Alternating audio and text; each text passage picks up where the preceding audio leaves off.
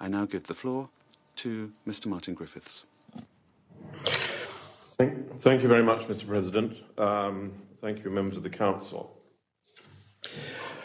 We are witnessing in Yemen what we have long feared. Since October, I have briefed this Council several times on the signs of hope and momentum towards peace.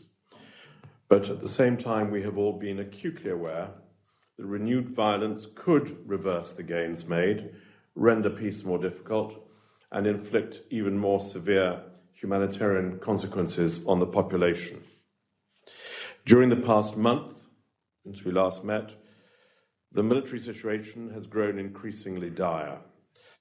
Both sides have announced expansive military goals and exchanged fierce rhetoric. Most of the heavy fighting has taken place in Nahim district of the governorate of Sana'a and also Al-Jawf, Marib and Sada governorates.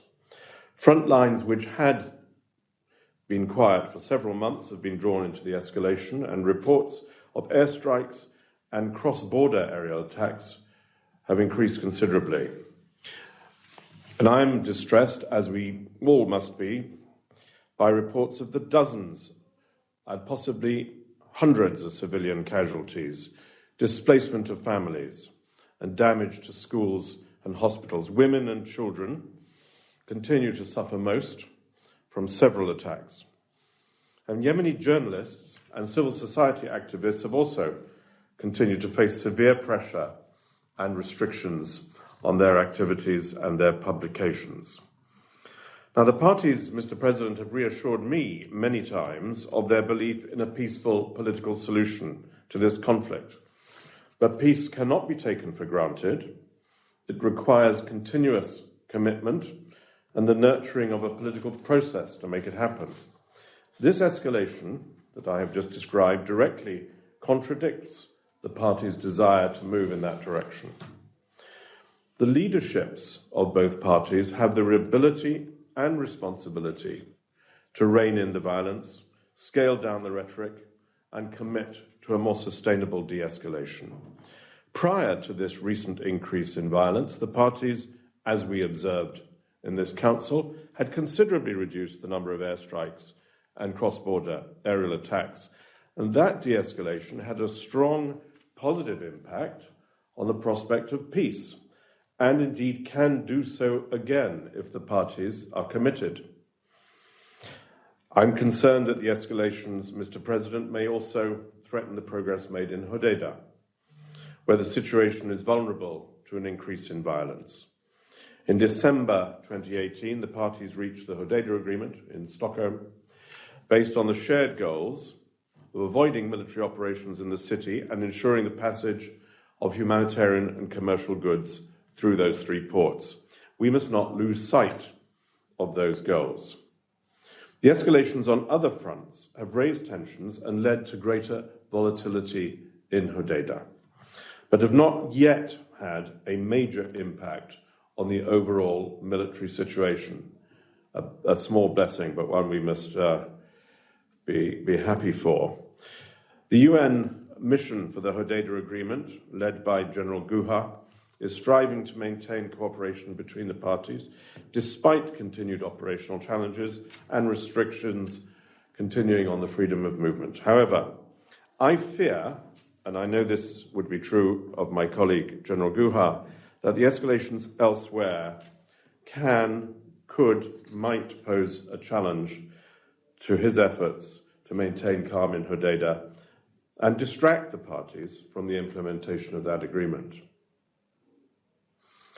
Mr. President, despite this dire and unremittingly dire military situation, the parties have made significant progress in their efforts to build confidence and provide relief for those in suffering. So between the 10th and the 16th of February, the parties met in Amman and agreed on the 16th to exchange prisoners and detainees in line with the executive mechanism agreed those 14 months ago in Stockholm.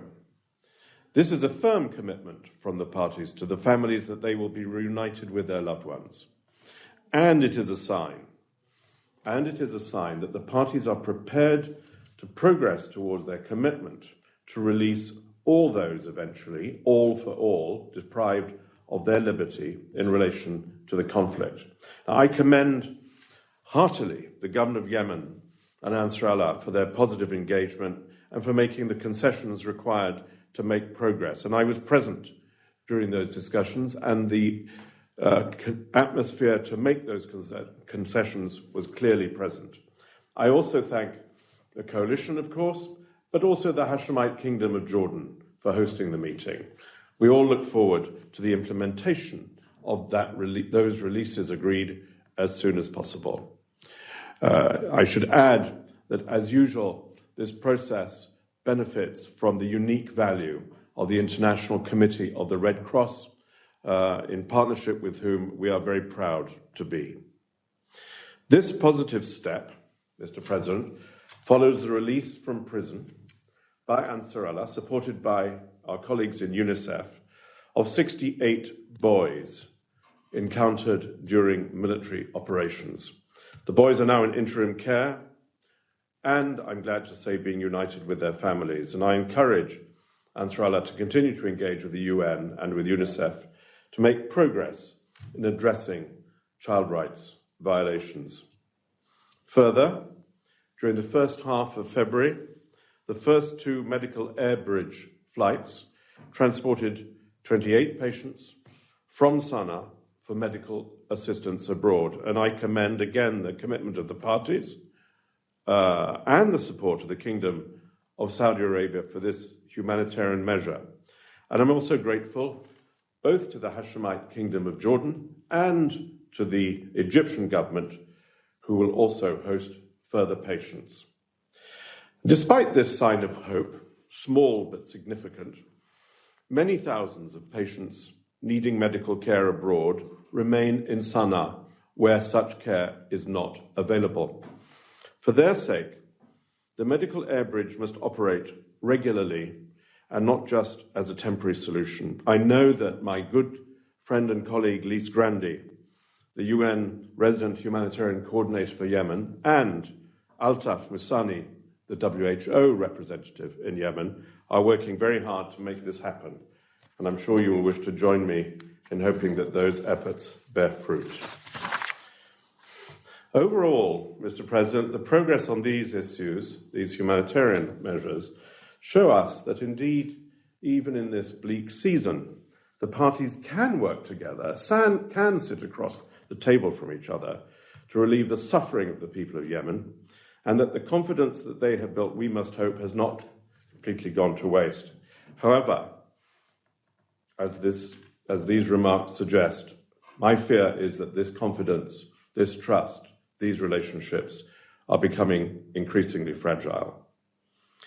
Mr. President, I'm also acutely alarmed by the lack of progress in addressing the threat posed by the Safa oil tanker. We have discussed it before in this chamber.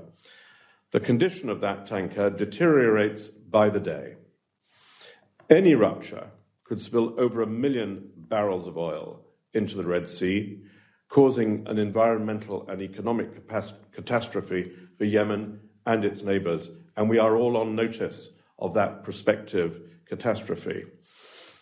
This threat, which we discuss every time we visit Sana'a, must be dealt with on a purely technical basis without politicization.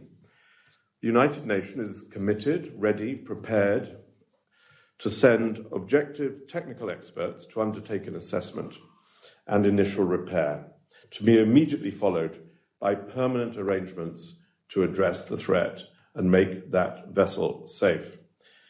In my briefing last August, I informed this council, to my slight shame, that a date had been agreed for the assessment to occur later that month, but it never happened.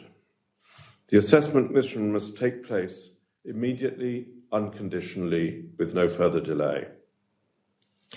Mr. President, everything I have heard in the almost 2 years that I have had the privilege of serving the Secretary General and yourselves in this assignment, everything I have heard from Yemeni leaders points to a core principle that I wish to emphasize today. Peace in Yemen can only emerge from a political compromise between both parties through a process mediated by the United Nations, our process that we discuss each time we meet. It will not be dictated. It will not be successfully resolved from a position of military dominance. An engagement in that UN process must be unconditional. It cannot be secondary to territorial gains, particularly when, as we have so vividly seen in Yemen, there is no military solution to this conflict. So how do we move from here to the launch at last of that process? And with the encouragement of this Council, we're actively working towards that goal, and the re-establishment of truly inclusive de-escalation arrangements, but we realise that a reduction in violence is not enough. And this has been the lesson of the past 2 months. We need the parties to unite around a vision for a post-conflict Yemen in line with the relevant resolutions of this Council. It is perhaps timely, Mr. President, to recall those elements, namely a genuinely inclusive government and a political transition process, a military and security arrangement and sector that safeguards all Yemenis, the chance for reconstruction and the revitalization of the country's institutions and economy, and an acceptance, finally, that enmities must end while differences remain. These are reasonable, achievable goals, and they're no secrets. And I insist, Mr. President, that it's time for us also to recall them and to hope that soon we will see their realization when the political will is truly there. Mr. President, finally, I'm sometimes accused of impatience, and now we see why. Hesitance on the political track allows the war drums to beat louder, allows provocations to spiral and to multiply. The hard work that the parties have done is at grave risk of being undone. The parties must display the courage that I know they have to set aside short-term military goals and make a sustained, tangible, and irreversible commitment to the political process. Thank you very much, Mr. President. I thank Mr. Griffiths for his briefing.